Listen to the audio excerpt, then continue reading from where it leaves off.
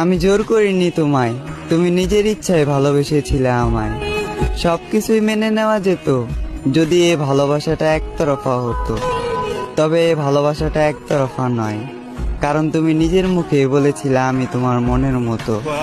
তোমায় পেয়ে ভুলে গিয়েছিলাম, এ মনে দুঃখ ছিল যত। থাকতে পারবো না জেনেও তুমি চলে গেলে, কষ্ট পাবো জেনেও তুমি মন ভাঙলে।